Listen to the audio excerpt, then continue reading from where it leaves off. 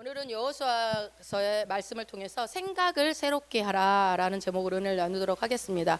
여러분, 지난 시간에 우리가 하나님의 주신 유업들을 그 비밀의 축복들을 받을 수 있는 열쇠가 두 가지가 있다고 그랬죠. 하나는 감사고 하나는 간절함. 다시 하겠습니다, 설교. 첫 번째는 감사해야 되고, 감사라는 열쇠가, 두 번째는 간절함이라는 열쇠를 가져야지만이 열려진다라고 말씀을 드렸습니다. 이미 주신 하나님의 축복을 여러분들이 감사함으로 또한 간절함으로 문을 열고 들어가셔서 믿음으로 취하시면 되는 것입니다. 오늘은 생각을 새롭게 하라. 이 모세를, 왜 하나님이 모세를 선택했을까? 왜 하나님이 모세를 통해서 당신의 일을 시작하셨을까? 한번 생각해 볼 필요가 있겠죠? 왜 그랬을까요? 우리는 100% 하나님의 생각과 의도를 알지 못해요. 아무리 성경에 나와 있다고 해도 그냥 그것이 100% 하나님이라고 볼 수는 없죠. 크신 하나님이 이 66권 안에 갇힌다는 게 말이 안 되지만 우리가 대충 그래도 말씀을 통해서 어떤 그 근거를 한번 찾아보자고요. 왜 하나님께서 출애굽에 모세를 지셨나? 왜 당신의 일에 모세를 통해서 시작하셨을까? 이 하나님의 나라를 만드는 일에 있어서. 그래서 왜 그랬을까 생각을 해보면 이스라엘 백성들과, 결론부터 말씀드리면 이스라엘 백성들과 다른 사고방식을 갖고 있었기 때문이었을 것이다 라고 우리는 추측합니다. 모세가 가지고 있는 생각이 도대체 어떤 생각이었길래 이 이스라엘 백성들과는 달랐는가? 하나님이 특별히 보는 생각이었는가? 자, 이스라엘 백성들은 출애굽하기 전에 신분이 뭐였죠? 예, 그렇죠. 노예의 신분이었죠. 그들은 대다수의 이스라엘 백성들의 그래서 생각은 노예적인 사고방식을 가지고 있었을 거라고 우리가 추측할 수 있어요. 그러나 모세는요? 모세는 노예였나요?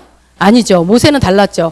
이스라엘 백성들 사이에서 태어나기는 했지만 왕궁에서 왕자로서 자랐단 말이에요. 그렇기 때문에 이 모세의 마인드는, 모세의 어떤 사고방식은 왕의 생각, 왕의 마인드로 자라고 있었음을 우리는 추측할 수 있겠죠. 왕자의 신분으로 자랐기 때문에 왕이라는 것은 뭡니까? 다스리고 통치하고 문제를 해결하고 어떤 모든 것들을 크게 보는 눈을 가질 수 있는 사고방식을 가졌을 거라고 우리는 추측할 수 있어요. 그가 그런 자라난 배경과 사고방식을 가지고 있는 그를 보고서 하나님은 이스라엘 백성들을 출애굽시킬 때 누구를 사용했다? 이 모세를 사용한 거죠.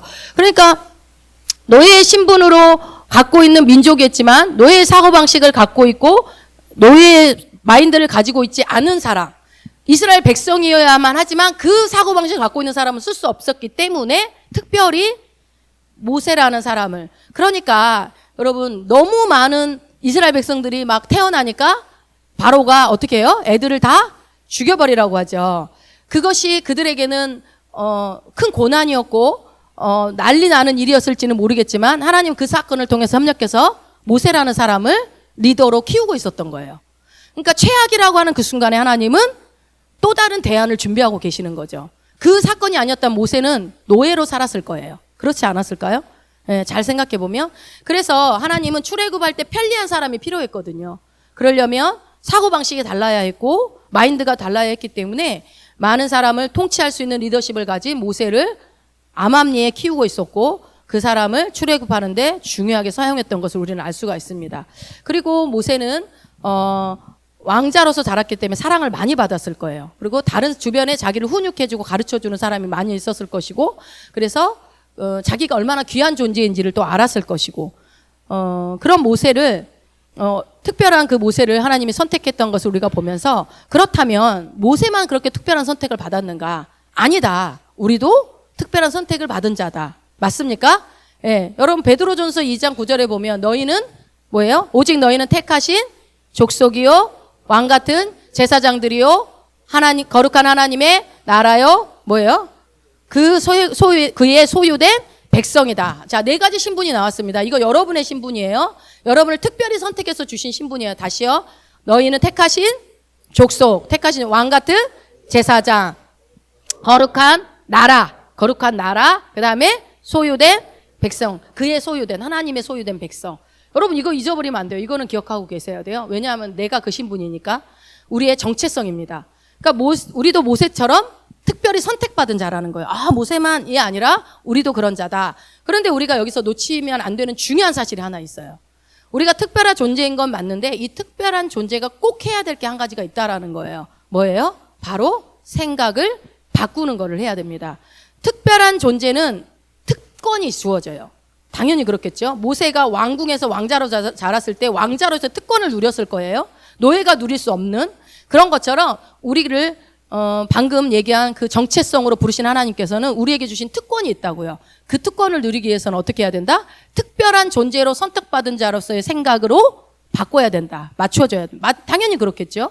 그래서 마음을 새롭게 해야 되고 우리가 그러면 어떻게 마음을 새롭게 해야 되는데 그러면 어떤 생각으로 새롭게 해야 되는가? 방금 얘기한 베드로전서 2장 9절의 생각으로 여러분이 바꾸셔야 돼요. 9절의 정체성의 생각으로. 뭐예요? 아까 방금 봤던 게 우리는 왕 같은 제사장이라고 그랬죠. 왕 같은 생각을 해야 합니다. 왕의 정체성으로 우리가 생각을 바꿔야 된다고요. 교만이 아니에요, 여러분. 이거는 여러분 내가 왕이면 어때요? 다스리고 통치한다고요. 그 마인드와 생각을 여러분 안에 가지고 계셔야 된다고요. 그래서 왕의 정체성으로 새롭게 해야 되고 그럼 왕은 어떻게 해요? 왕은 다스려야 되겠죠. 통치해야 되겠죠. 노예적인 생각이 아니겠죠. 노예에서 벗어나서 하나님의 그 백성으로서 그 힘은 뭐냐면 여러분의 이 새롭게 된 이 생각을 바꾸는 것은 출애굽의 힘이에요. 출애굽 놀라운 사건이죠. 역사상 이런 일은 없었죠. 그러나 그 생각이 새롭게 되었을 때 출애굽할 수 있는 힘이 생겨났고 그 모세의 그 새롭게 된 생각으로 그리고 한 나라를 바꿉니다. 여러분 이 생각이 엄청난 일을 한다는 것을 봅시다. 우리는 그렇기 때문에 여러분의 신분은 뭐냐면요. 내가 왕 같은 제사장이야 그냥 여러분 지식으로 아는 게 아니라 여러분은 이 세상을 이 땅을 2023년 지금 11월을 살아가고 있는 우리가 이 땅을 통치하고 다스리고 변화시켜 나가야 되는 존재로 우리를 부르셨다는 거예요. 일단 여러분 우리가 거기서 출발하지 않으면 우리가 무엇을 해야 될지에 대해서 내가 원하는 거 하게 돼요. 내 정체성을 알아야 내가 어떤 마인드를 장착할 것인지 내가 어떤 사고방식을 가질 것인지가 이제 알게 되겠죠. 자, 이스라엘 백성들은 오랜 세월 이제 애굽에서 누구에 의해서 요셉에 의해서 옮겨져 왔지만 몇십 명 안 되는 사람이 왔다가 60만 대군으로 바뀌어집니다. 그 많은 사람들이 얼마의 세월이 흘렀죠? 거의 400년의 세월이 흐르는 동안에 요셉을 기억했던 왕들은 다 사라지고 너무 사람들이 많아지니까 어느새 그 신분이 그렇게 대접받던 이스라엘 백성들이 노예의 신분으로 전락하고 맙니다. 그래서 어떤 사람들은 대부분의 사람들이었을 거예요. 어떤 사람이 아니라 태어나면서부터 뭐예요? 신분이? 노예. 예. 그래서 그런 중에 모세는 하나님의 특별한 계획하심 속에서 노예가 아닌 왕으로서 이게 참 엄청난 일이죠. 어떻게 하필이면 우연을 가장한 그 필연이 하필이면 그때 그 아기가 태어났으며 하필이면 또 그 호숫가에 내놓을 때 하필이면 또 바로의 딸이 나와가지고 하필이면 또 그 애를 갖고 가서 또 이쁘게 보일 건 뭐야. 그런 하나님의 계획하심 속에서 왕의 생각을 갖는 그가 태어나고 됩니다. 모세는 두려움이 별로 없었던 것 같아요. 자, 무엇을 보면 알 수 있을까요? 출애굽기 우리 3장 한번 가볼까요? 말씀을 보면 그 사람의 성격이 나오죠. 출애굽기 3장 2절 3절 한번 봐봅시다. 출애굽기 3장 2절 3절입니다. 출애굽기 3장 2절 3절 읽습니다. 여호와의 사자가 떨기나무 불꽃 가운데서 그에게 나타나시니라. 그가 보니 떨기나무에 불이 붙었으나 사라지지 아니하는지라. 이에 가로되 내가 돌이켜 가서 이 큰 광경을 보리라. 떨기나무가 어찌하여 타지 아니하는고 하는 동시에 예, 모세가 여차여차해서 광야로 도망가게 되죠. 거기서 미디안 광야에서 40년 동안 목동으로서의 삶을 살게 돼요. 그런데 어느 날 목동 일을 하다 보니까 떨기나무, 그 광야에 있는 나무죠. 흔한 나무가 있는데 거기에 불이 붙었는데 불은 있는데 떨기나무가 타지 않고 있는 이상한 현상이 보이는 거예요. 자, 여러분이 모세라고 해보세요. 어때요? 불은 붙었는데 나무가 안 타. 무서워요, 안 무서워요? 무섭죠. 도깨비 불인가? 저 같으면 막 36개 죽음당하고 도망쳤을 것 같아요. 그런데요, 모세는 뭐라고 그래요? 여기서 내가 돌이켜 가서 이 큰 광경을 보리라. 여기서 모세의 성격이 나오는 거예요. 나는 도망가지 않겠다. 나는 이거 반드시 확인하고 말겠다. 내가 이 문제를 해결해도 도대체 불이 붙었는데 왜 어떻게 안 탈 수가 있어? 이 큰 광경, 이 놀라운 거예요. 새로운 거예요. 여러분 이런 사람들의 마인드, 모세의 마인드를 보라고 지금 읽는 거예요. 두려움, 우리 보통 사람 같으면 두려움을 가졌을 일에도 모세는 두려워하지 않고 호기심을 갖고 다가갑니다. 그 모세의 마음 안에는 다스림의 마음이 있었음을 알 수 있어요. 그 심중에는 통치하고 다스리는 태도가 있었다고요. 자, 그래서 어떤 문제인지를 살피고 그 문제를 해결해야만 하는 그런 습성이 마음속에 있었고, 그래서 그 자질은 뭐예요? 리더의 자질이었고 왕의 자질로 우리가 볼 수 있는 겁니다. 어떠한 일에도 관심을 갖고 어떠한 일도 가까이 가서 상황 파악을 정확하게 한 다음에 그 문제를 정확하게 해결하고자 하는 리더의 마음, 왕의 자질을 내가 돌이켜 가서 이 큰 광역을 보리라. 아우, 담대해요, 아주.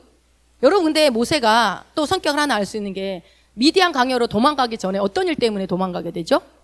동족들이 둘이 싸우는 걸 보고서 끼어들어가지고 오지랖. 여러분, 리더들은 오지랖이 넓어야 되거든요. 자기 일도 아닌데 다 끼어들어. 다 막 내 일처럼 해결해.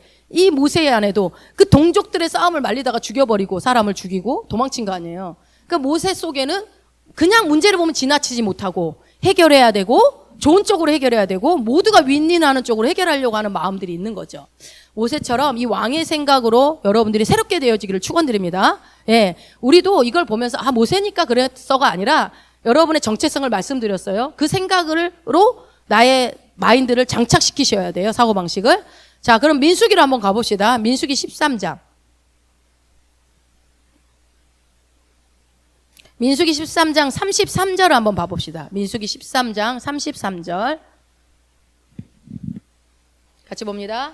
거기서 또 네피림 후손 아낙자손 대장부들을 보았나니 우리는 스스로 보기에도 메뚜기 같으니 그들의 보기에도 그와 같았을 것이니라. 예, 지금 이 장면이 어떤 거냐면 이스라엘 백성들이 가나안 땅을 코앞에 두고 들어가기 직전에 40일 동안 12명의 정탐꾼을 보냅니다.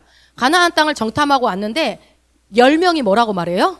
지금 이 정직한 보고를 합니다. 아주 현실적이고 정직한 보고를 하죠. 거기 가니까요, 거인이 있어요. 엄청 커요. 2m가 넘어요. 그래서요, 그들이 보기에 우리는 메뚜기예요, 메뚜기. 메뚜기 같이 보일 거고 우리는 그들을 아무것도 해볼 수가 없어요. 우리는 가면 집니다. 100% 집니다. 가면 죽습니다. 라는 정직한 보고를 합니다. 이 10명의 정탐꾼의 보고는 아주 맞는 보고였어요. 정직한 보고였지만 여러분, 정직한 보고라고 해서 다 올바른 보고는 아닙니다. 왜냐하면 이 사람들의 10명의 보고는 하나님의 말씀을 배제한 보고였기 때문에 그래요. 자, 가장 중요한 요소는 하나님의 말씀이 어떠한가거든요. 여러분들이 어떤 결정을 내릴 때 가장 중요한 건 뭐라고요? 말씀이 뭐라고 하는가. 이것이 기준이죠. 근데 이 10명의 정탐꾼들은 자기가 가지고 있는 전력, 자기가 가지고 있는 무기, 자기가 가지고 있는 능력을 기준 삼아서 본 거예요. 그러니까 결론이 뭐라고 그래요? 우리는 메뚜기밖에 안 되는 거예요. 메뚜기는 뭐예요? 그냥 게임이 안 된다는 거. 게임도 안 되는 거. 그러면 여러분, 질문 드립니다. 정탐을 왜 보냈나요? 정탐을 보낸 목적이 뭐였나요? 40일 동안? 이길 수 있나 없나 확인하라고요? 아니었죠. 적과 꿀이 흐르는 땅인데 한번 가서 본 거예요. 어떤 땅인가. 그냥 하나님이 주시기로 한 땅이었기 때문에 이미 정복된 땅이지만 확인차 갔을 뿐이에요. 그런데 돌아와서 보고하는 그 10명의 정탐꾼은 12명 중에 10명은 대부분의 대다수의 사람들은 뭐라고요? 현실적인 보고를 합니다. 하나님의 말씀에 근거해서는 틀린 보고지만 그들의 현실에 맞춰서는 엄청나게 맞는 말이죠. 그런데 결국은 그들의 그런 사고가, 그들의 생각이 자신을 실패로 이끌 수밖에 없었다라고 성경은 말합니다. 자, 14장, 민수기 14장으로 가봅시다. 28절도 보겠습니다. 14장 28절을 읽습니다. 시작. 그들에게 이르기를 여호와의 말씀에 나의 삶을 가리켜 맹세하노라. 너희 말이 내 귀에 들린 대로 내가 너희에게 행하리니.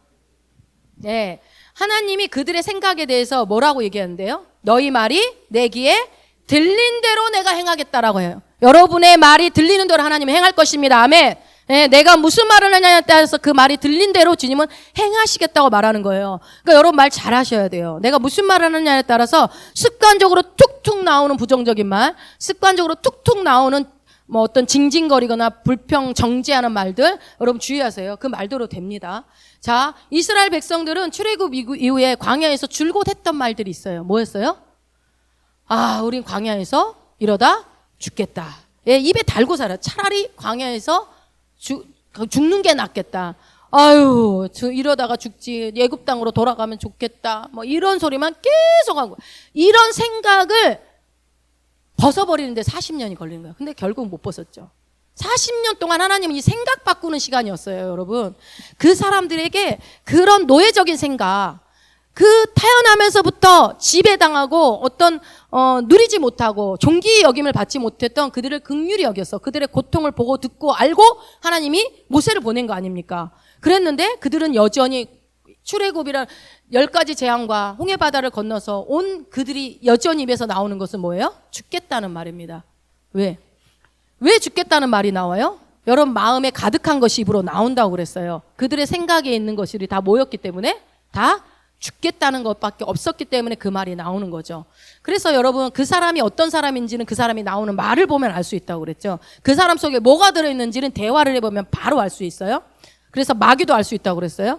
그래서 이 사람들은 그런 말들 때문에 결국은 가나안 땅에 들어갑니까? 못 들어갑니까? 결국은 실패로 끝납니다. 자, 하나님은 이들을 처음부터 2세대만 보낼 생각이 아니었어요. 1세대들을 만약에 그들이 바로 생각이 여호수아와 갈렙 같았으면 바로 들어갔을 겁니다. 한 달 안에 들어갔을 겁니다. 그러나 그렇게 하지 못하고 광야에서 결국은 그들이 말한 대로 죽음을 맛보게 됩니다. 자, 예레미야 여러분 6장 찾지 않으셔도 돼요. 제가 읽어드릴게요. 예레미야 6장 19절에는 얼마 전에도 한번 찾았어요. 땅이여 들으라. 내가 이 백성에게 재앙을 내리리니 이것이 그들의 생각의 결과라. 예. 바벨론으로 포로로 끌려갔어요. 이스라엘 백성들이. 근데 너희들이 재앙을 당한 것이 조상 탓이다. 뭐 아버지가 먹은 포도가 시니까 내 포도 이러면서 그 속담이 유행했단 말이에요. 이건 다 조상들이 잘못해서 우리가 이 고생 당한 거 아니냐. 조상들이 하나님 말씀대로 안 살아가지고 말이야. 그랬는데 하나님은 뭐라고 그래요? 다 너희들의 생각의 결과로 이 재앙이 온 것이다. 그러니 여러분 멸망당한 이유는 뭐라고요? 바로 그들의 생각의 결과로 타당하게 온 거라는 거예요. 여기서 우리가 중요한 사실을 발견해요. 여러분 우리의 삶은 뭘로 결정이 돼요? 뭐가? 생각이 우리의 삶을 결정한다는 거예요. 목회 성공 여부도 성공이라는 표현이 좀 그런데 생각에 달려있다고 저는 믿습니다. 자, 지금 현재 나의 생각이 여러분이 지금 무슨 생각을 하고 계십니까? 나의 미래를 결정합니다. 내가 어떤 생각을 갖고 있느냐에 따라서 내 미래가 어떻게 결정되어질지는 아주 중요해요. 내가 어떤 생각을 하느냐. 그 생각에서 생각한 것이 말로 나오거든요. 그러면 그 말대로 하나님 내가 듣고 그대로 행하겠다고 했거든요. 자, 출애굽 1세대들은 잘못된 생각을 갖고 있었죠. 그렇죠? 그래서 그들은 10번째 재앙인 자, 우리가 10가지 재앙을 중에 10번째 재앙이 무슨 죽음이었죠? 장자의 죽음으로 유월절을 경험합니다. 유월절은 뭐예요? 어린 양의 피를 통해서 구원을 받는다라는 의미죠. 그리고 역사상 한 번도 없었던 바다를 갈라서 바닷길을 지나갑니다. 한 민족이. 근데 심지어 마른 땅으로 갑니다. 말도 안 되죠. 이것을 상징하는 것은 뭐죠? 침례를 받고 거듭났다라는 것을 상징하죠. 거듭났다라는 건 뭡니까? 구원받았다라는 얘기입니다. 그러니까 더 이상 바로의 군대와 더 이상 바로의 압제 가운데 통치받을 이유가 없고 완전히 자유를 얻게 되었고 이제는 더 이상의 신분이 노예가 아니라 이젠 자유인이 되었다. 하나님의 자녀가 되었다라는 것을 말하는 거죠. 한마디로 구원받았다라는 겁니다. 그래서 죄에서 노예에서 해방이 되어져서 진리로 자유케 된 자들이 되었는데 그러나 그들은 구원을 받았지만 약속의 땅은요. 네, 못 받았습니다. 여러분 여기서 중요한 사실이 있는 거예요. 그들이 왜 구원은 받았지만 약속의 땅을 못 받았다고요?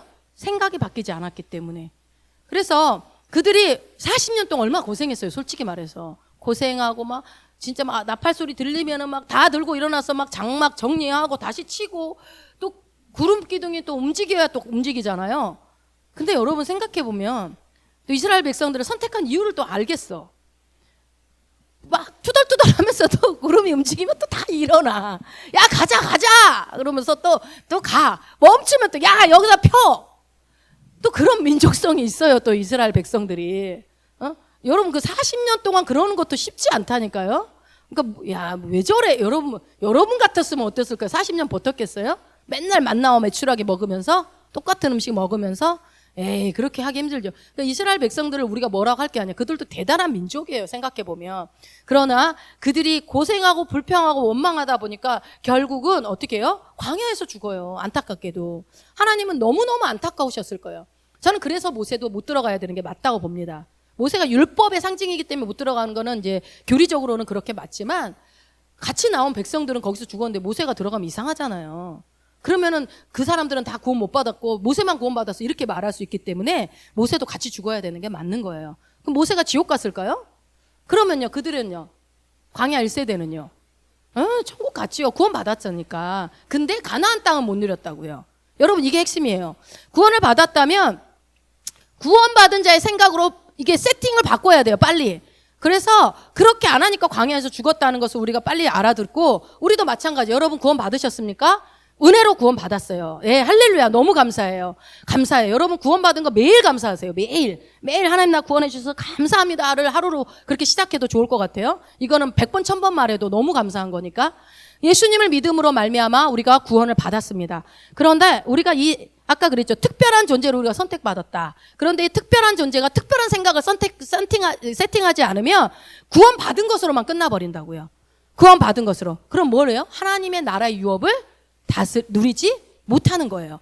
여러분 우리가 계속 새로운 피조물의 말씀을 복음의 말씀을 들을 때에 우리가 새로운 피조물이 되는 순간 하나님 안에서 거듭나는 순간 구원받는 순간 특별한 은혜가 부어진다고 그랬어요. 새로운 피조물로서 하나님의 자녀로서 살아갈 수 있는 생득권이 팍 주어지는 거예요. 그렇지 않겠어요? 당연히 그들이 애굽 광야로 딱 나왔을 때에 아무것도 없는데 먹고 물 마실 물 먹을 뭐 음식 이런 것들이 별로 없이 막 부랴부랴 막 나왔는데 하나님이 죽게 내버려 뒀어요? 아니잖아요. 특별한 기적과 이적을 통해서 먹이고 입히고 다 하셨단 말이에요. 이미 하나님은 준비해 놓고 있었어요. 매출하기도 준비해 놓고 있었고. 그런 것처럼 여러분을 자녀 삼으신 하나님이 여러분을 새로운 피조물로 만드신 여러분에게는 특별한 상득권이 있다고요. 주신 것들이 있다고. 그거를 여러분들이 찾아서 누리고 얼마나 누리고 살다 가는 게 우리가 이 땅에서 신앙생활이에요. 얼마나 더 많이 끄집어서 쓰는 거냐. 그러니까 구원받은 것으로 끝나면은 안 됩니다, 여러분. 하나님이 주신 유업을 반드시 찾아 누르셔야 됩니다. 그래서 여러분 우리가요, 여기 생각을 바꾸지 않으면 구원받은 자의 특별하게 선택받은 자로 생각을 바꾸지 않으면 어떤 일이 벌어지냐면 신앙생활이요, 고군분투예요. 계속 고군분투만 해요. 고군분투가 무슨 뜻입니까?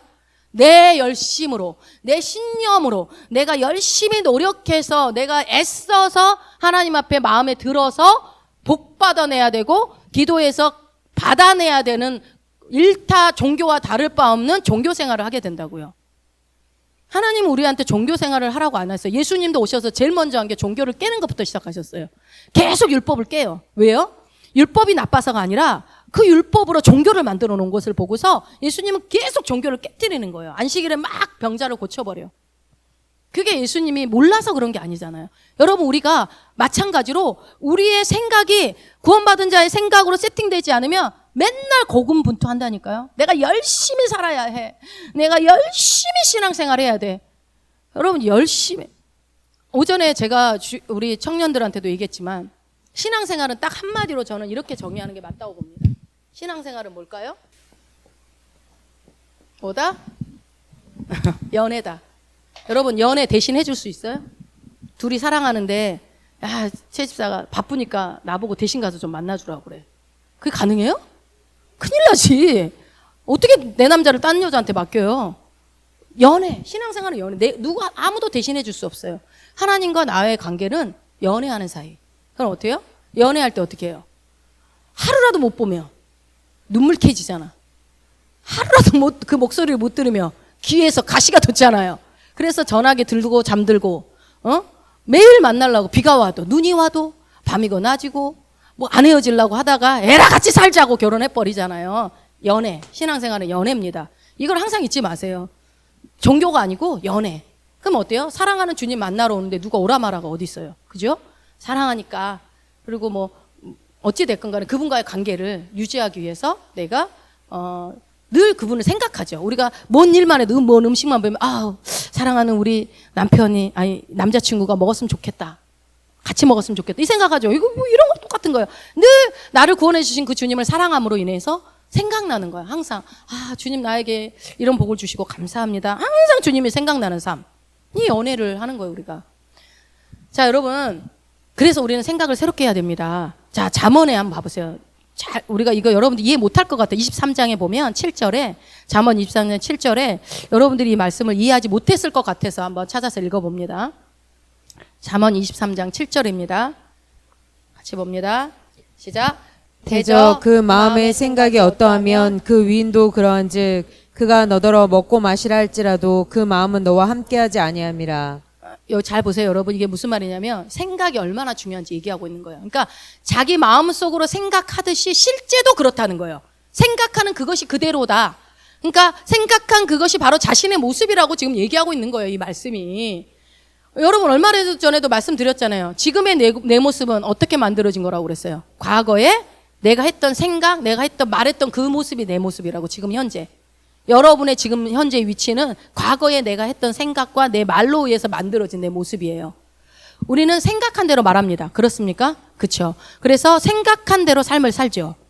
그래서 결국 생각이 우리의 모습을 만들어 갑니다. 여러분 잘 만들어졌어요? 몇십 년 동안 잘 만드신 것 같아요? 후회되는 부분들도 있죠. 이제부터 잘하시면 돼요. 여러분 생각이 얼마나 놀랍고 큰 힘을 갖고 있냐면요. 생각에 대해서는 너무나 많은 얘기가 있지만 물질의 구조를 바꿔요. 이게 무슨 말일까요? 생각이 물질의 구조를 바꿔요. 이게 말이 될까요? 대표적인 예가 성경에 나와요. 창세기 1장에 나옵니다. 창세기 1장 2절 3절. 창세기 1장 2절 3절. 물질의 구조가 바뀌는 장면을 봅시다. 시작. 땅이 혼돈하고 공허하며 흑암이 깊음 위에 있고 하나님의 신은 수면에 운행하시니라. 하나님이 가라사대 빛이 있으라 하심에 빛이 있었고. 아멘. 아직 이 세상이 만들어지기 전에는 모든 것이 공허하고 empty, 공허했대요. 아무것도 없었음을 지금 얘기하고 있어요. 근데 뭐가 있었대요?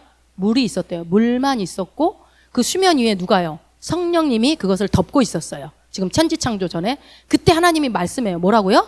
빛이 있으라. 그랬더니 빛이 있게 됩니다. 하나님이 그냥 말했을까요? 아니죠. 하나님은 지정의를 갖고 계시는 분이죠. 생각을 했어요. 뭐가요? 빛이 있으면 좋겠다 라고 생각을 합니다. 그러니까 앞으로 이 지구를 어떻게 만들 것인지 구상이 머릿속에 있었을까요? 없었을까요? 머릿속이라고 그러니까 좀 그런데 하나님의 생각 속에 그런 구상이 분명히 있었을 거라고 우리는 예측합니다. 그래서 제일 먼저 빛부터 만들어야 되겠다. 이 어둠이 있으니까 빛이 있으라 하니까 빛이 생겨납니다. 하나님의 생각에 의해서 뭐가 만들어졌어요? 빛이 만들어졌다고요. 그러면서 그 다음에 뭐가 만들어지고 이어서 계속 만들어지죠. 하나님의 생각에 의해서 물질이 세팅되어지는 것들을 우리가 보는 거예요. 물질의 구조들이 새롭게 막 세팅되어지는 게 여러분 우리가 창세기 1장에 쭉 나오지 않습니까? 이처럼 우리는 누구의 형상대로 지음받았죠? 예, 하나님의 형상대로 지음받은 우리는 놀랍게도요, 이 생각이 우리의 인생을 세팅한다고요. 우리 인생을 만들어 간다고요. 특별히 우리의 환경도, 우리의 구조도, 우리의 상황도 이 생각으로 바꿀 수가 있어요. 자, 예를 들어서 여러분, 사람들이 걸어다니까 너무 힘드니까 뭐를 생각해요? 자동차를 생각해냈어요. 자동차가 있으면 좋겠다. 막 처음에 자동차 모양 바퀴 3개 달리고 막 했지만, 그랬더니 자동차가 발전되고 하다 보니까 자동차가 만들어지니까 세상의 구조가 어떻게 바뀌어요? 길이 생기죠. 산이 뚫리고 깎이고 터널이 뚫리고 길이 넓어지고 울퉁불퉁한 길이 반듯해지고 하면서 어떤 사람이 자동차라는 생각을 해서 그것이 생각을 하니까 자동차가 나오게 되면서 그 자동차로 인해서 세상의 구조와 환경들이 싹 바뀌는 것들을 우리는 봅니다. 이처럼 우리가 어떤 생각을 했을 때에 우리 사회 가운데 나오죠. 핸드폰도 마찬가지고 핸드폰이 나오면서 엄청나게 많은 것들이 바뀌어졌잖아요. 그로 인해서 산이나 환경이나 상황들이 바뀔 수밖에 없다라는 거예요. 구조가 바뀐다는 거예요. 이처럼 여러분 생각은요, 물질적인 구조뿐만 아니라 물질적인 세계를 바꿔요. 우리의 세계를, 상황과 환경을 바꾼다고요. 자, 그래서 생각이 너무너무 중요한데 여러분 그것도 있잖아요. 플라시보 효과. 생각 알죠? 군대 가면 다 빨간 약만 발라준다면서요. 다쳐도 빨간 약, 두통에도 빨간 약, 그냥, 그리고 아니면 다 아스피린. 아프기만 하면 그냥 다 아스피린 주고 끝내버린대. 근데요, 그거 먹을 때는 안 먹을 때는 아파 죽겠는데, 그 알약 하나 먹었는데, 그때부터 안 아파. 이게 왜 그래요? 그러면서 낫잖아요. 실제로 다 낫죠.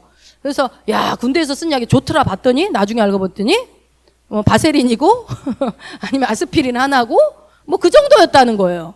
근데 왜요?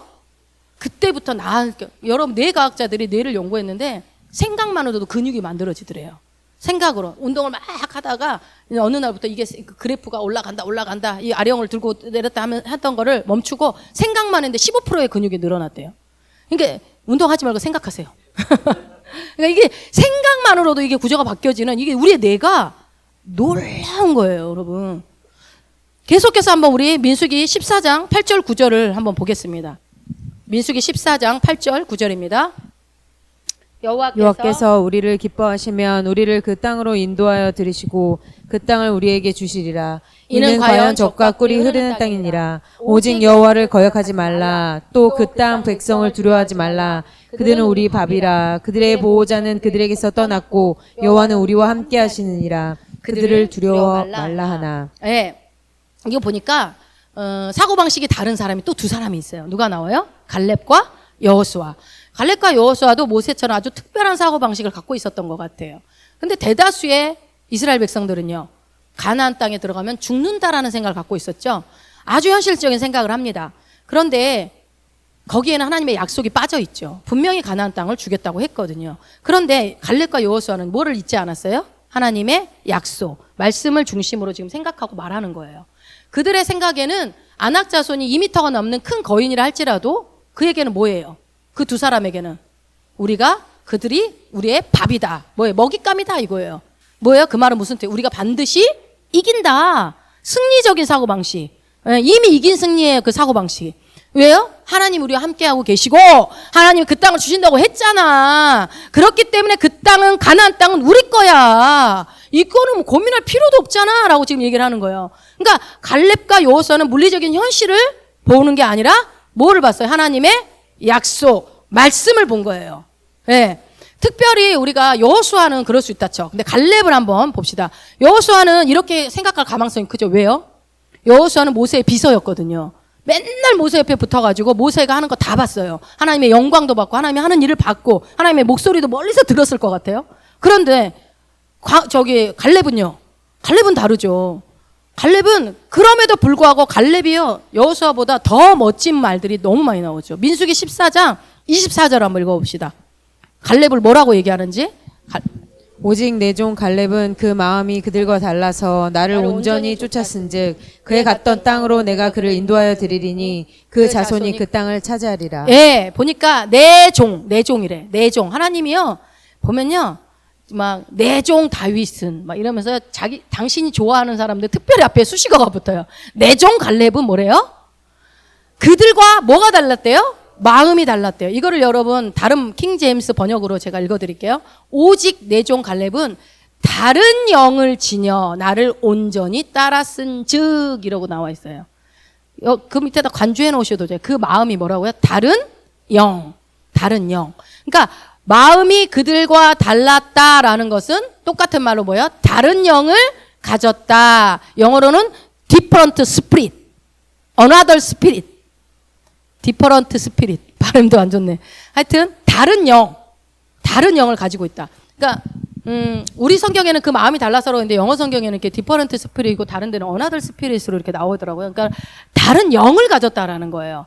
그가 다른 영을 갖게 된 이유가 뭘까요, 근데? 여러분, 우리가 영혼 몸을 배웠으니까 다른 영을 가졌다라는 것은 그 사람이 자기의 진짜 정체성으로 행했다는 거예요. 가짜 혼과 몸으로 생각하지 않고 영이 거듭났잖아요, 우리가. 진짜 나로 행했다는 거예요, 갈렙이 새로운 피조물로서. 근데 갈렙은요, 어떻게 해서 이런 영을 가질 수 있었을까요, 여러분? 그 비밀은 갈렙은 참 대단한 것 같아요. 예수님이 오시기 전인데 요한복음 6장 63절에 보면 살리는 것은 영이니 육은 무익하니라. 내가 너에게 이른 말이 영이요 생명이라 하는 말씀이 있어요. 여러분 여기서 뭐라고요? 내가 너희에게 이른 말이 영이래요. 그러니까 뭐예요? 하나님의 말씀이 영이고 생명이라고요. 말씀이 영이고 생명이라고요. 근데 갈렙이 다른 영이 있대요. 그러면 그 마음에 뭐가 있다는 거예요? 그의 생각에 하나님의 말씀이 있었다라는 거예요. 말씀이. 그러니까 하나님이 야 너희에게 가나안 땅을 줄 거야 할 때 그 말을 듣는 순간 갈렙은 그 영 속에 말씀을 집어 넣은 겁니다. 여러분이 그러니까 지금 말씀을 들을 때 귀로 듣지 말고 영으로 들으셔야 돼요. 영으로 듣고 영으로 기도하고 영으로 찬양을 해야 되는 거예요. 그것만이 하나님께 상달이 되는 거예요. 내 입으로 지식으로 하는 거는 되지 않아요. 그러니까 내가 말씀을 들을 때 영으로 들을 때 저 약속의 말씀은 내 거다라고 여러분들이 취하시는 거예요. 갈렙처럼. 그러다 보니까 이 갈렙은 다른 사람들과 다른 생각을 하게 됩니다. 그리고 다른 말을 합니다. 그래서 갈렙은 그가 뭐라고요? 다른 사람들과 마음이 달랐다라고 지금 얘기를 합니다. 그런데요, 더 놀라운 게 뭐냐면 갈렙이라는 이름의 뜻이 뭔지 아세요? 갈렙이 아주 깹니다. 뜻이 깜짝 놀라요. 뭐냐면 멍멍. 뭐예요? 멍멍이. 뭐예요? 갈렙이라는 이름의 뜻이? 네, 도구의 도구. 개라는 뜻이에요. 아니, 이름을 개로 지어요? 개라고 지었어요. 왜 그랬을까요, 여러분? 왜 그랬을까요? 이 갈렙이 태어났잖아요. 노예로 태어났잖아요.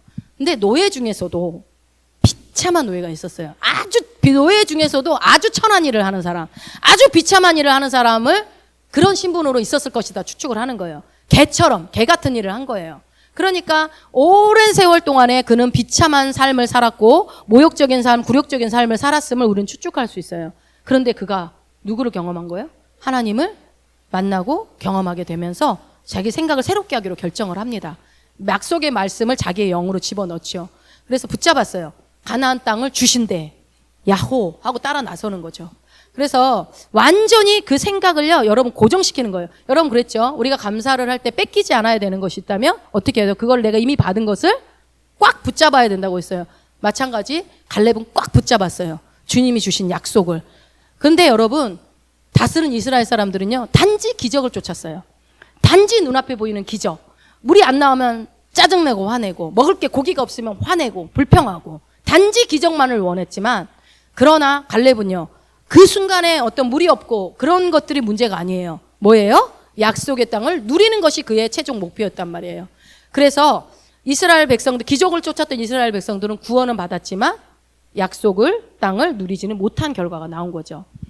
갈렙은 하나님을 신뢰했다고 우리는 볼 수 있습니다.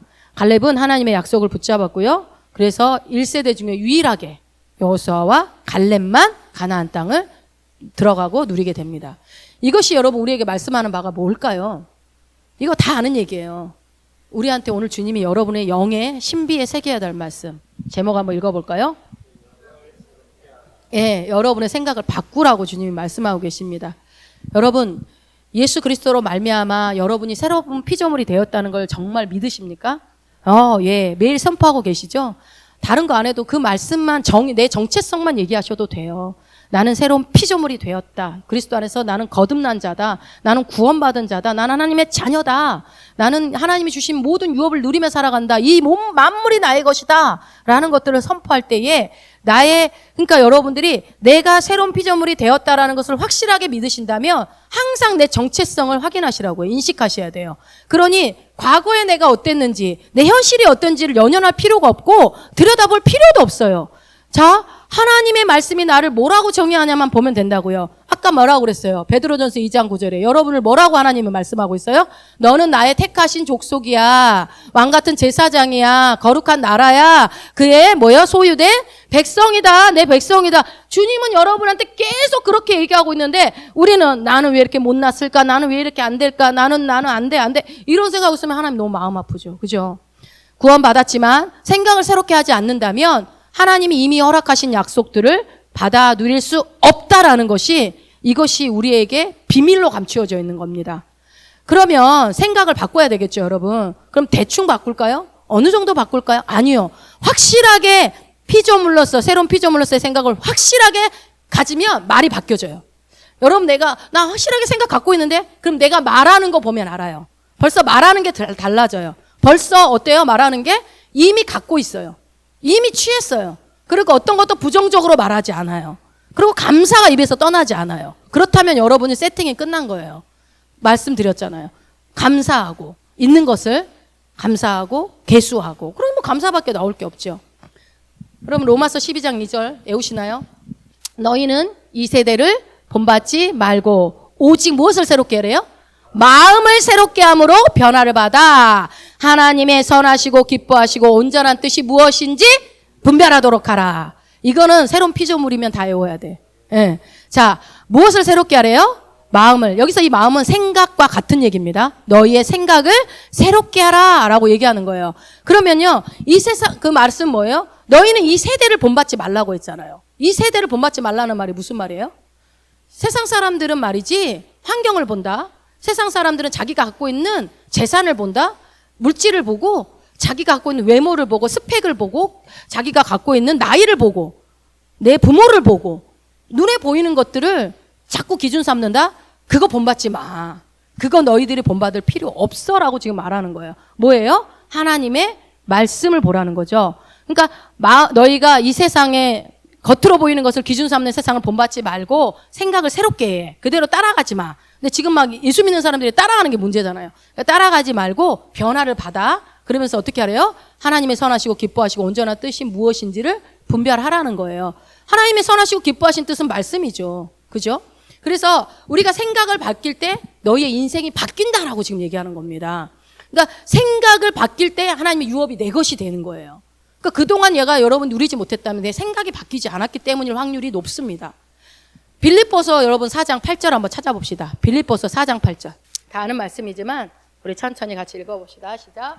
정말로 형제들아 무엇에든지 참되며 무엇에든지 경건하며 무엇에든지 옳으며 무엇에든지 정결하며 무엇에든지 사랑할 만하며 무엇에든지 칭찬할 만하며 무슨 덕이 있든지 무슨 기림이 있든지 이것들을 생각하라. 예. 무슨 생각을 하라는지 답이 다 나와 있네요.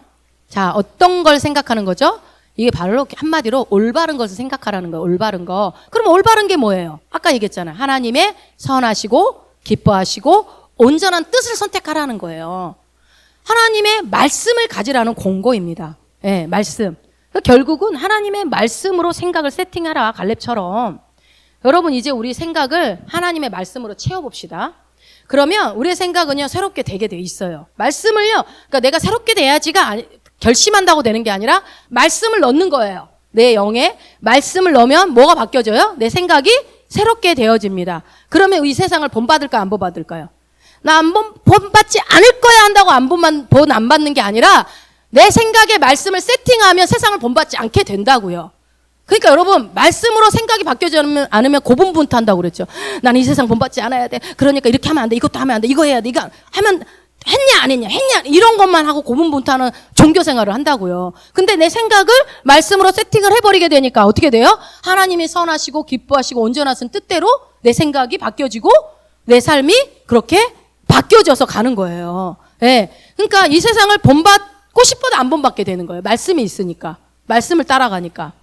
그러면 여러분 결정합시다. 나는 오늘부터 생각을 새롭게 합니다.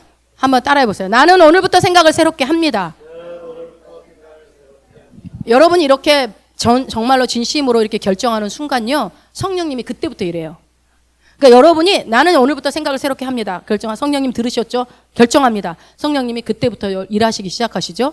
그러면은 우리에게 하나님의 놀라운 축복을 끌어다오는 게 우리가 어디에 있다고 그랬어요? 열쇠를 끌러 가야 되는데 그 위치가 어디에 있다고 그랬어요? 영적인 세계 안에 있다고 그랬잖아요.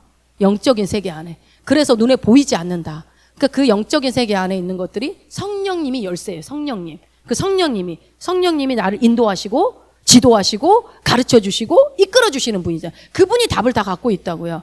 그분은 예수 그리스도고 그분은 하나님이시죠.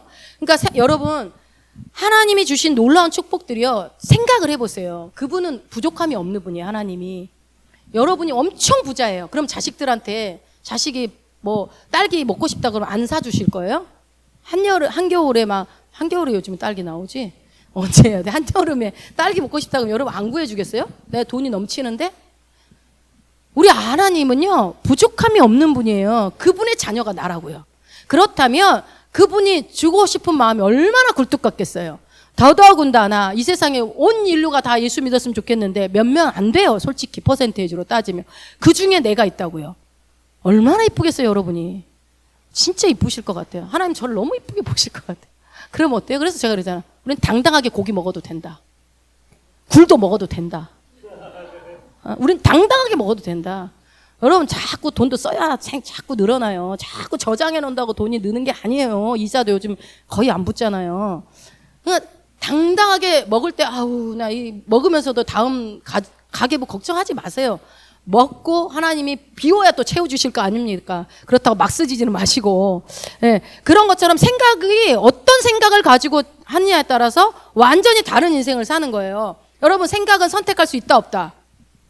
있다. 생각은 거절할 수 있다 없다? 예.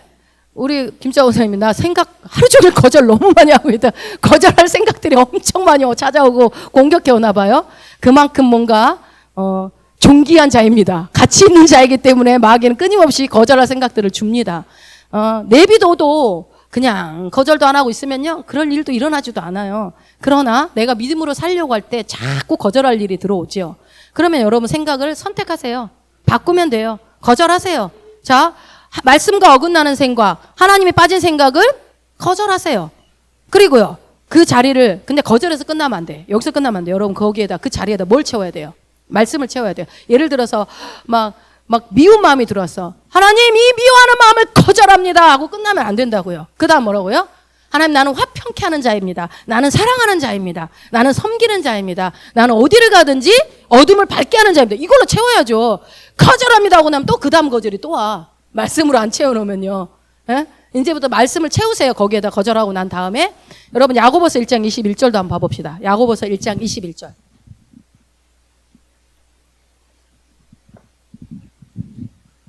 자, 야고보서 1장 21절 시작.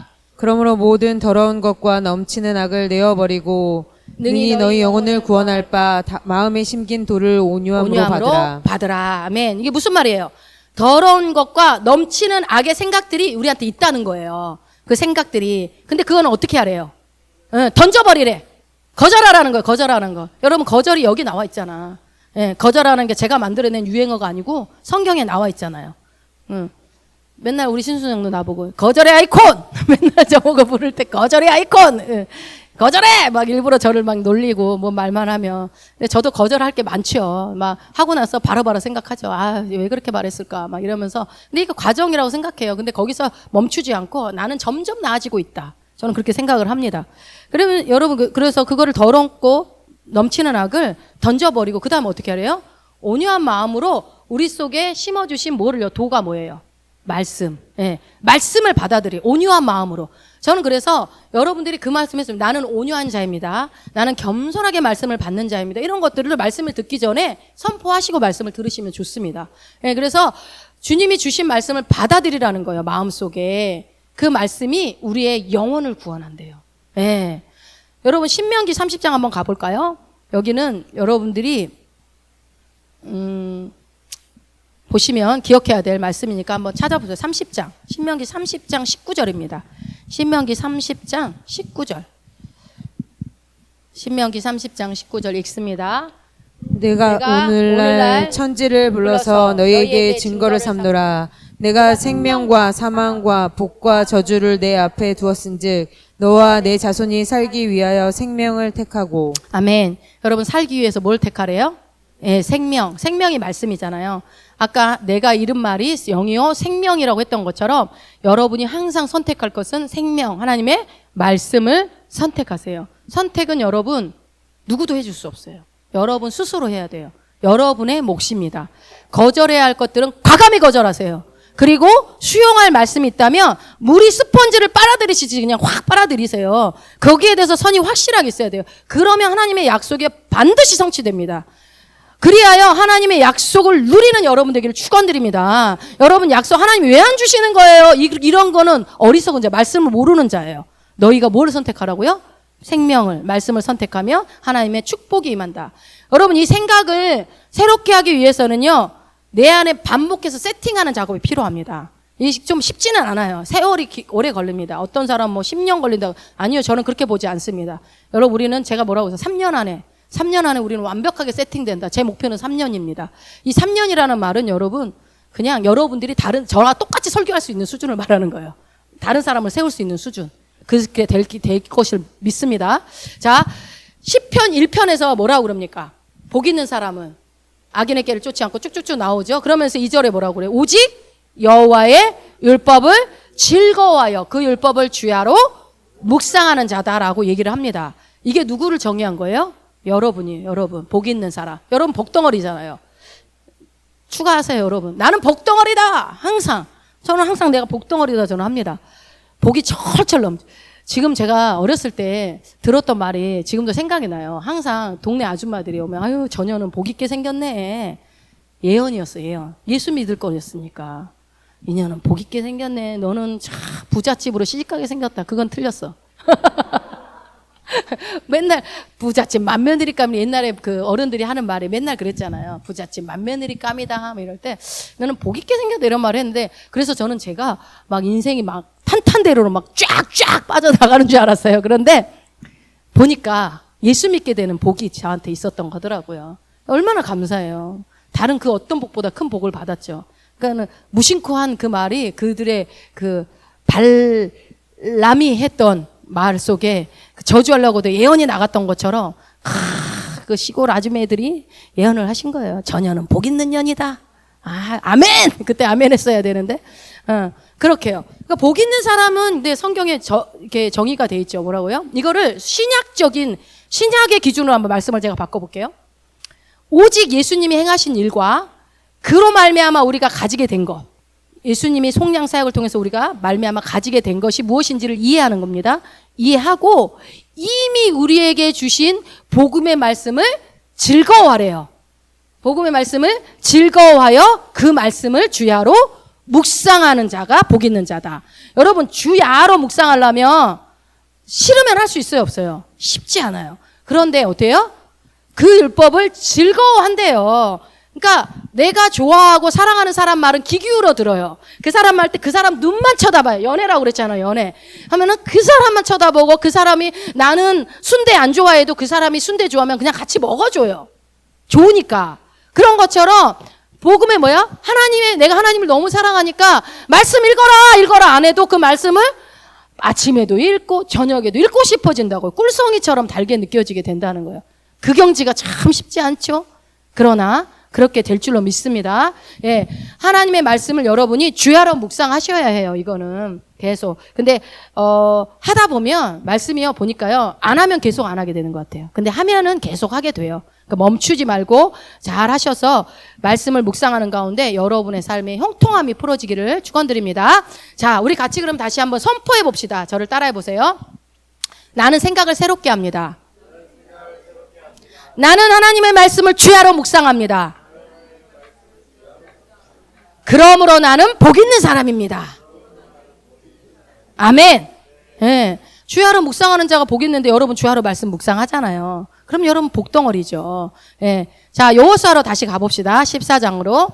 자, 여호수아 14장.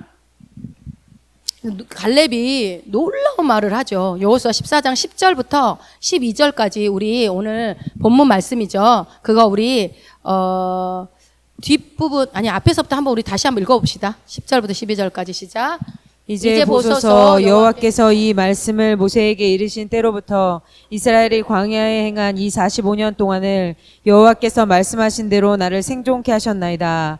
오늘날 내가 85세로 돼 모세가 나를 보내던 날과 같이 오늘날 오히려 강건하니 나의 힘이 그때나 이제나 일반이라 싸움에나 출입에 감당할 수 있사온즉 그날에 여호와께서 말씀하신 이 산지를 내게 주소서. 당신도 그날에 들으셨거니와 그곳에는 아낙 사람이 있고 그 성읍들은 크고 견고할지라도 여호와께서 혹시 나와 함께 하시면 내가 필경 여호와의 말씀하신 대로 그들을 쫓아내리이다. 아멘. 이 갈렙이 한 말이거든요. 여러분 여기 보니까 여호수아 14장의 배경은 뭐냐면요. 여호수아가 이스라엘 백성들과 함께 가나안 땅을 분배하는 거예요. 근데 분배하는데 그때 가나안 땅을 다 점령했나요? 아니죠. 그러니까 아직 점령하지 않은 땅들이 있었기 때문에 야 이건 너네들이 그러니까 제비뽑기를 해가지고 점령을 한 땅도 주기도 하고 점령 안 한 땅은 니네 가서 점령해. 그래서 단지파가 막 저 위로 올라가서 우리가 그 사사기 보면 나오잖아요. 그런 것처럼 이 땅은 가져, 이 땅은 정복해라고 지금 분배하고 있는 상황 속에서 여러분 제비를 뽑는데 어떤 땅이 있었냐면 산악지대에 있는 이 거인들이 있는 아주 그냥 좀 정복하기 힘든 땅이 있었던 거예요. 근데 여러분이 그 땅 뽑고 싶어요? 안 뽑고 싶어요? 예, 제비 뽑기 할 때 이제 안 뽑고 싶었던 거야. 근데 그때 여호수아는 그때 어쩔 수 없이 배분을 해야 되잖아요. 배분을 하는데 야, 이 땅은 정말 누가 하냐 이러는데 누가 나서요? 갈렙이 짜잔 뭐라고 그래요? 이 산지는 나한테 주십시오. 나 85세? 아니요, 나 젊어요. 여기 85세 다 이해하죠? 여러분 다 젊습니다. 그래서 뭐라고 그래요? 갈렙이 기가 막혀. 여호수아보다 제가 보니까 갈렙이 훨씬 더 믿음이 좋은 것 같아요. 뭐라고 그래요? 가나안 땅을 하나님 우리한테 준다 하지 않았습니까? 그러면 산지가 문제요? 그 안악 자손이 문제요? 어느 땅이든 내가 다 우리 거죠. 그러면서 근데 여기 보면은 뭐라고 그래요? 그러니까 혹시라는 말이 들어있으니까 이게 뭐 이렇게 그런 말처럼 들리지만 그 말이 다른 성경에는 나와 있지 않아요. 그러니까 뭐예요? 주께서 나와 함께 하시기만 한다면 이라는 거예요. 그러니까 주님이 이 땅을 주셨다면 반드시 이 땅은 누구 거라는 거예요?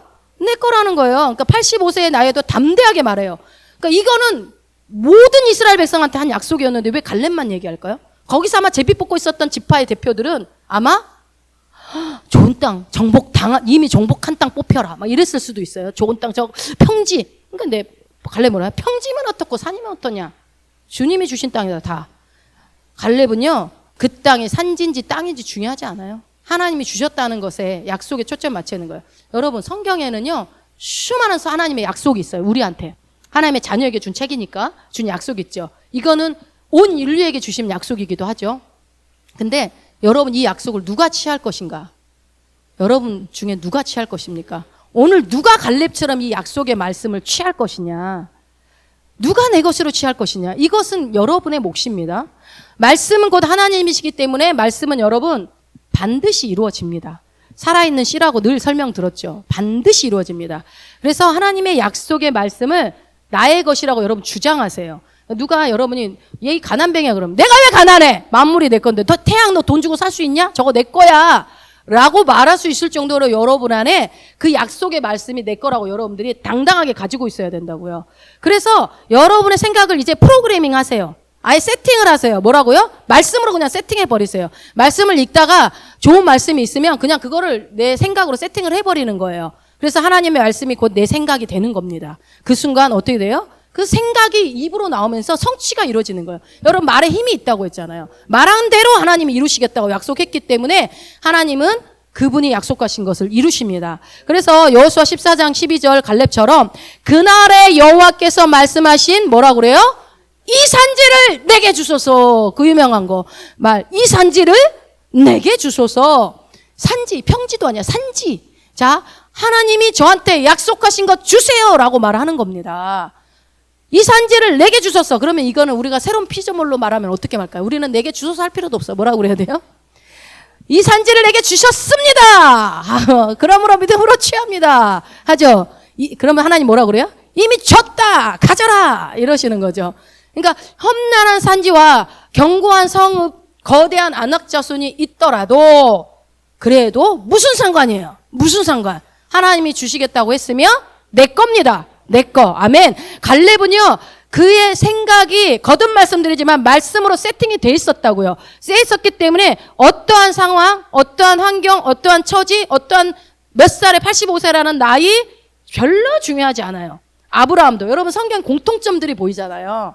믿음으로 취했던 사람들, 믿음으로 하나님의 유업을 누렸던 사람들의 특징은 환경을 고려하지 않았다고요. 내가 가진 재능, 내가 가진 외모, 내가 가진 스펙을 보지 않았다고. 내 나이 보지 않았다고요. 오직 뭘만 봤어요?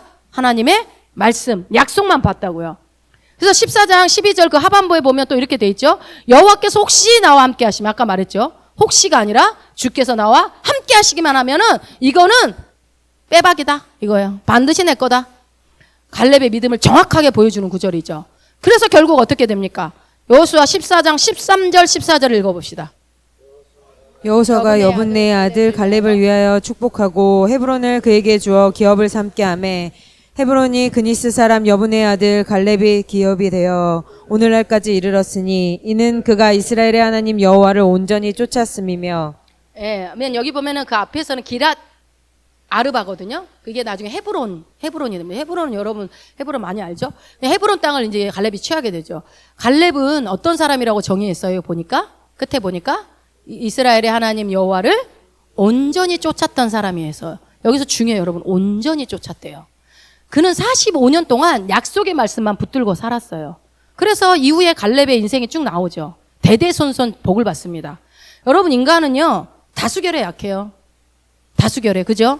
그래서 다수가 얘기하면 왠지 합리적인 것 같아요. 그리고 내가 아무리 옳다고 생각해도 다수가 하면 따라야 될 것 같아요. 민주주의는 다수결의 원칙이기 때문에 뭔가 소수가 얘기하는 것에 대해서는 정답으로 여기지 않습니다. 마찬가지로 10명의 정탐꾼이 한 얘기는 정답이었고 현실적으로 맞는 얘기였지만 그래서 안악자손 앞에 메뚜기라는 말이 정말로 맞는 표현이었는지도 모르겠어요. 그러나 하나님의 말씀에 비추면 그 말은 맞아요, 틀려요? 틀려도 한참 틀린 말입니다. 완벽하게 틀렸습니다. 창조주 여러분, 하나님 말씀이 옳습니까? 피조물의 인간의 관점이 맞습니까? 이거는 뭐 비교할 수도 없죠. 어떻게 피조물이 창조주와 비교합니까? 창조주의 말씀이 100% 맞습니다. 피조물이 아무리 우겨대도 창조주 말이 맞습니다. 그래서 세상을 만드신 분이 누구예요? 우리 하나님이십니다. 그분은 역사를 써내려 가시는 분이에요. 역사의 주관자입니다. 그리고 그분은 하나님은 시작과 끝이고 그분은 시간에 매이지 않는 영원이라는 시간 속에 계신 분입니다.